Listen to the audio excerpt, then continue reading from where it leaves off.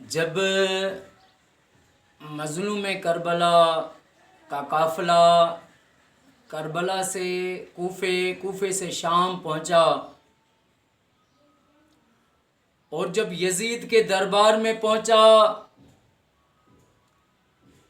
تو یزید کی جو بیوی تھی ہنداں،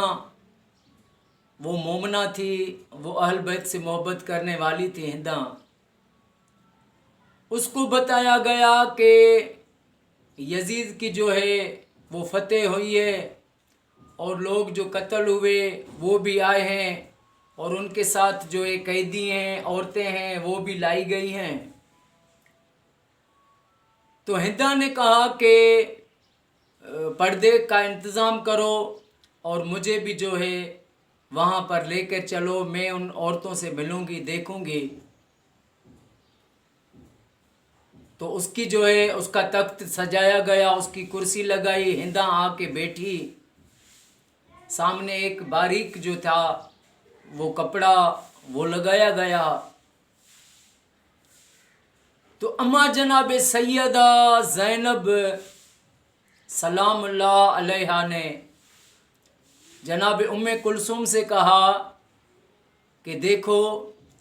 یہ وہی ہنداں ہے نا جس کو ہم نے قرآن پڑھایا تھا، پردہ سکھایا تھا، یہ ہمارے گھر کے برتن دھوتی تھی۔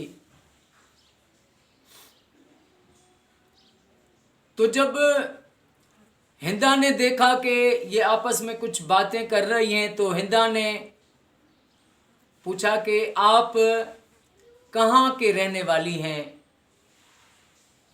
تو اما جناب سیدہ زینب سلام اللہ علیہا نے فرمایا ہم مدینہ پاک کی ہیں۔ جب ہنداں نے یہ سنا تو تخت سے اٹھی، تخت کو چھوڑ کر اور جناب سیدہ زینب سلام اللہ علیہا کے پاس آئی، کہنے لگی کہ مجھے مدینہ کے بارے میں کچھ بتاؤ۔ جناب سیدہ زینب نے کہا تم اپنا تخت چھوڑ کر کیوں آئی؟ تو ہنداں نے کہا کہ جب آپ نے بتایا کہ ہم مدینہ کی ہیں تو اس لیے میں تخت چھوڑ کر ادھر آئی آپ کے پاس، مجھے بتاؤ